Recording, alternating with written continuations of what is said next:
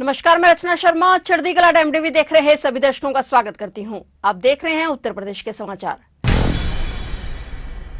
Supreme court ने एक बड़ा फैसला सुनाया है, जिसके मुताबिक अब सभी सरकारी स्कूलों के शिक्षकों को 2 साल के अंदर टीईटी यानी टीचर एलिजिबिलिटी टेस्ट पास करना अनिवार्य होगा। अगर कोई शिक्षक 2 साल में टेस्ट पास नहीं कर पाया तो उसकी सरकारी नौकरी जा सकती है। मिली जानकारी के मुताबिक 1992 में अब्दुल राशिद को मृतक आश्रित के तहत शिक्षक की नौकरी मिली थी और उस समय शिक्षक बनने के लिए केवल 12वीं पास होना ही काफी था और वे 53 साल के हैं और अब तक उन्होंने ग्रेजुएशन भी पूरा नहीं किया है। लेकिन अब सुप्रीम कोर्ट के आदेश के बाद उनकी तरह लाखों पुराने शिक्षक खतरे में हैं, क्योंकि इसके लिए एलिजिबिलिटी टेस्ट पास करना जरूरी है और बहुत पुराने शिक्षक ग्रेजुएट नहीं है और जिनकी उम्र 50 से ऊपर हो गई है उनके लिए दोबारा पढ़ाई और परीक्षा की तैयारी आसान नहीं है। कोर्ट ने एक याचिका पर फैसला सुनाया है। इसमें कहा गया कि जिन शिक्षकों की नौकरी को अभी 5 साल से ज्यादा बची है उन्हें 2 साल के अंदर ये टेस्ट पास करना अनिवार्य होगा। अगर वे पास नहीं कर पाए तो ये या तो इस्तीफा दें या उन्हें जबरन रिटायर कर दिया जाएगा। कोर्ट ने यह भी कहा कि अल्पसंख्यक संस्थानों पर यह नियम लागू नहीं होगा और इसका फैसला बड़ी बेंच करेगी। यूपी में करीब 2 लाख शिक्षक ऐसे हैं जिन्हें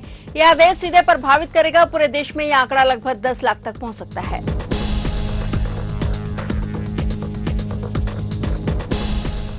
आगरा में यमुना का जलस्तर लगातार बढ़ रहा है। मोती महल में करीब 250 घर बाढ़ की चपेट में आ सकते हैं और इन घरों में रहने वाले 1000 से अधिक लोगों को प्रशासन ने बाढ़ रहित शिविर में शरण लेने के लिए कहा है। यमुना में आई बाढ़ से तटवर्ती क्षेत्रों के 517 परिवार बेघर हो गए हैं। कैलाश से लेकर बलकेश्वर, मोती महल और नगला पेमा तक लोगों के घरों में पानी भर गया है। घरों में खाने पीने से लेकर कपड़े, बिजली के सामान, फर्नीचर और अन्य सामान डूब गया है। वाटर वर्क्स पर यमुना का जलस्तर बाढ़ के निशान को पार कर गया है। निचले इलाकों में करीब 50,000 से अधिक आबादी के प्रभावित होने की आशंका है। जिला प्रशासन की रिपोर्ट के मुताबिक 2000 लोगों को बाढ़ राहत सामग्री उपलब्ध कराई जा चुकी है। कैलाश गांव में 15 घरों में 2 से 3 फीट पानी भरा हुआ है। 50 से अधिक लोग घर छोड़कर अपने रिश्तेदारों के यहाँ शरण ले चुके हैं और नगर निगम और प्रशासन ने शहरी सीमा क्षेत्र में 17 बाढ़ राहत शिविर बनाए हैं, जिनमें करीब 1500 लोगों के रहने का इंतजाम है।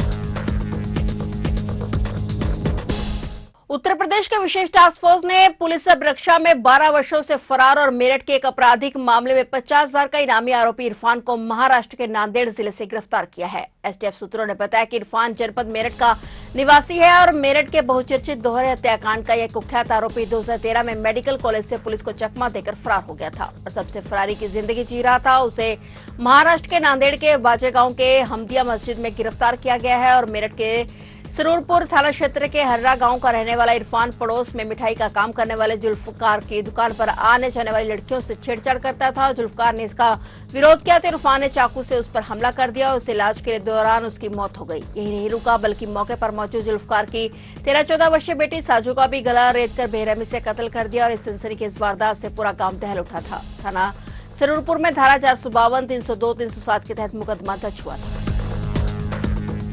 कानपुर में भांजे के प्यार में एक महिला ने रिश्तों का कत्ल कर दिया। मामला संचेड़ी का है और 10 महीने पहले लक्ष्मी नामक महिला ने भांजे के साथ मिलकर पति शिववीर 45 वर्षीय की हत्या कर दी और शव घर के पीछे खेत में गाड़ दिया। कुछ समय बाद कुत्तों ने अस्थियां बाहर निकाल दी तो हड्डियों को बोरे में भरकर पानकी नहर में फेंक दिया गया और पुलिस ने साथ सावित्री देवी की तहरीर पर दोनों के खिलाफ हत्या के लिए अपहरण करने की रिपोर्ट दर्ज कर दोनों को हिरासत में ले लिया। आज फोरेंसिक टीम घटनास्थल से साक्ष्य बरामद करने पहुंची है। साथ सावित्री देवी ने बहू लक्ष्मी और नाती अमित के प्रेम संबंध की बात बताते हुए शिकायत की थी और जब अमित और लक्ष्मी के प्रेम संबंध के बारे में ग्रामीणों से पूछताछ की गई तो उन लोगों ने इस बात को स्वीकार कर लिया और इस पर दोनों को हिरासत में लेकर पूछताछ की तो अमित ने घटना कबूल कर ली। अमित के मुताबिक सावित्री के बांधक जाने के बाद 2 नवंबर को लक्ष्मी ने शिववीर की चाय में नशे की गोली मिलाकर पिला दी थी और शिववीर के सो जाने पर उसके सिर पर रोड मार कर उसकी हत्या कर दी थी और शव को घर के पीछे खेत में दफना दिया था। शव को गलाने के लिए नमक भी डाला गया था। पुलिस ने दोनों आरोपियों को गिरफ्तार कर लिया है। थाना सचंडी के अंतर्गत स्थित ग्राम लालोपुर की निवासी सावित्री देवी पत्नी स्वर्गीय ब्रिजपाल द्वारा 19 अगस्त 2025 को थाना सचंडी पर एक प्रार्थना पत्र दिया गया, जिसमें कहा गया कि उनका बेटा शिववीर सिंह उम्र लगभग 46 वर्ष घर से कहीं चला गया है। प्राप्त प्रार्थना पत्र के आधार पर तत्काल थाना सचंडी पर गुमशुदगी दर्ज की गई तथा जांच प्रारंभ की गई। जांच के क्रम में प्राप्त मोबाइल नंबर की सीडीआर हेतु रिपोर्ट प्रेषित की गई। आज दिनांक 6/9/2025 को आवेदका सावित्री देवी द्वारा थाना सचंडी पर एक तहरीर दी गई, जिसमें लिखा गया कि उसके बेटे शिववीर सिंह को उसकी बहू तथा नाती अमित ने मिलकर अगवा कर गायब कर दिया है तथा दोनों के मध्य अवैध संबंध हैं। इस तहरीर के आधार पर तत्काल थाना सचंडी पर सुसंगत धाराओं में अभियोग पंजीकृत किया गया तथा प्राप्त सीडीआर रिपोर्ट के अवलोकन से यह बात प्रकाश में आई है कि आवेदिका की बहू तथा नाती के बीच में लगातार बातचीत होती थी। जब दोनों लोगों से पूछताछ की गई तो आवेदिका की बहू तथा नाती ने यह बात स्वीकारा है कि इन दोनों लोगों ने मिल करके शिववीर सिंह की हत्या कर दी है तथा उसके शव को बगीचे में दफना दिया है। इस प्रकरण के संबंध में साक्ष्य संकलन की कार्रवाई की जा रही है। मौके पर कानून व्यवस्था की स्थिति सामान्य है। भावनपुर थाना क्षेत्र के गांव सियाल में एक मकान में बदमाशों ने लूट की वारदात को अंजाम दिया। विरोध करने पर मकान मालिक की हत्या कर दी गई। वारदात को अंजाम देकर बदमाश फरार हो गए। सूचना मिलते ही पुलिस महकमे में हड़कंप मच गया और एसएसपी डॉक्टर विपिन ताड़ा फॉरेंसिक टीम के साथ मौके पर पहुंचे, जांच पड़ताल की। थाना भावनपुर के गाँव सियाल निवासी तेजपाल 71 वर्षीय पुत्र प्रेमचंद अपनी पत्नी सरोज के साथ रहते थे। देर रात को कई बदमाश दीवार फांदकर घर में घुसे और अलमारी से सोने चांदी के जेवरात और नकदी चोरी कर ली। इसी दौरान तेजपाल की आंख खुल गई। तेजपाल ने विरोध किया तो बदमाशों ने उसका गला घोटकर हत्या कर दी। वारदात को अंजाम देकर बदमाश फरार हो गए और आज सुबह सूचना मिलते ही घटनास्थल पर फोरेंसिक और पुलिस टीम के साथ एसएसपी भी पहुंच गए और बारीकी से जांच पड़ताल करते हुए परिजनों से पूछताछ की गई और शव को कब्जे में लेकर पोस्टमार्टम के लिए भेज दिया है। पुलिस सभी बिंदुओं पर जांच कर रही है। जल्द ही घटना का खुलासा किया जाएगा। थाना भावनपुर में आज सुबह पुलिस को सूचना प्राप्त हुई कि एक व्यक्ति जो है उनके घर में चोरी हुई है और उन्हें बांध के रखा गया है। इस पर पुलिस मौके पर पहुंची। मौके पर पहुंचने पे जानकारी हुई कि उनके परिवार के सदस्य भी वहीं घर में थे। 2 कमरों का इनका घर है जिसमें कि सुबह इन्होंने आवाज देकर पड़ोसियों को बुलाया और जिसके बाद इन्हें अस्पताल ले गए। वहां पर इनकी अस्पताल में मृत्यु हुई है। हालांकि शरीर पर ऐसी कोई जाहिरा चोट इनके नजर नहीं आ रही है। ये गांव में ब्याज पे पैसे देने का काम करते थे और इनके परिजनों से जो मौजूद थे और जो आसपास के लोग हैं उनसे पूछताछ की जा रही है। कुछ पूर्व में इनकी कुछ रंजिश सामने आई है, उस एंगल को भी चेक किया जा रहा है और जो भी तहरीर आएगी उसके आधार पर अग्रिम कार्रवाई इसमें की जाएगी।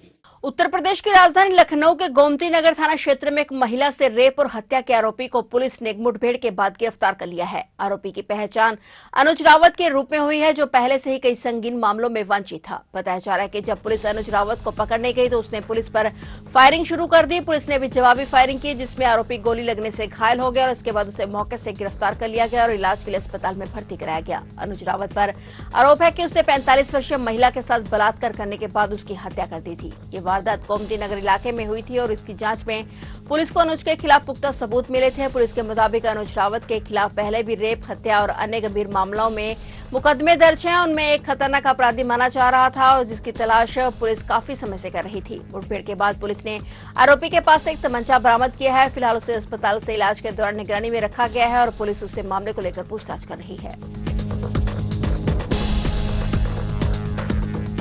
भारत और अमेरिका के बीच टैरिफ को लेकर बढ़ते तनाव के बीच समाजवादी पार्टी के प्रमुख अखिलेश यादव ने केंद्र सरकार को अमेरिका के साथ संबंध खराब न करने की सलाह दी है। उन्होंने स्पष्ट शब्दों में कहा कि चीन भारत का दुश्मन है जो लगातार हमारी जमीन पर कब्जा करने की कोशिश कर रहा है। ऐसे में भारत को अपनी विदेश नीति में संतुलन और दूरदर्शिता बरतने की जरूरत है। उत्तर प्रदेश के पूर्व मुख्यमंत्री और कन्नौज से सांसद अखिलेश यादव ने कहा कि भारत का सबसे बड़ा व्यापार अमेरिका के साथ है, हम अमेरिका को छोड़ नहीं सकते। उन्होंने ये भी कहा कि अमेरिका में लाखों भारतीय रहते हैं जिनमें बड़ी संख्या में गुजराती समुदाय के लोग उच्च पदों पर कार्यरत हैं। ऐसे में दोनों देशों के बीच रिश्ते बिगड़ना भारत के लिए आर्थिक नुकसान का कारण बन सकता है। चीन को लेकर तीखी टिप्पणी करते हुए अखिलेश यादव ने कहा कि चीन हमारा दुश्मन है, वह हमारी जमीन पर बुरी नजर रखता है। उन्होंने कहा कि ऑपरेशन सिंदूर के दौरान भारत को पाकिस्तान से नहीं बल्कि चीन से ज्यादा चुनौती का सामना करना पड़ा था। ये बयान भारत चीन सीमा पर लगातार बढ़ते तनाव की पृष्ठभूमि में दिया गया है।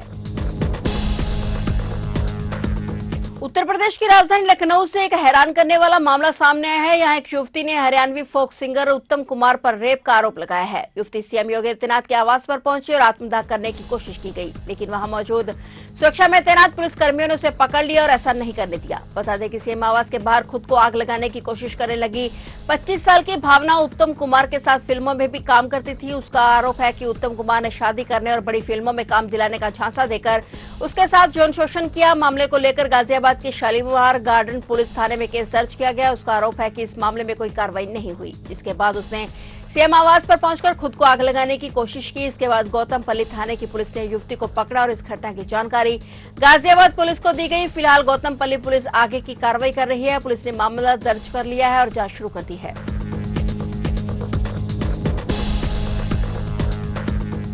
तो आप देख रहे थे उत्तर प्रदेश के समाचार और नए समाचारों के साथ फिर से हाजिर होंगे। तब तक के लिए देखते रहिए चढ़ती कला टाइम टीवी।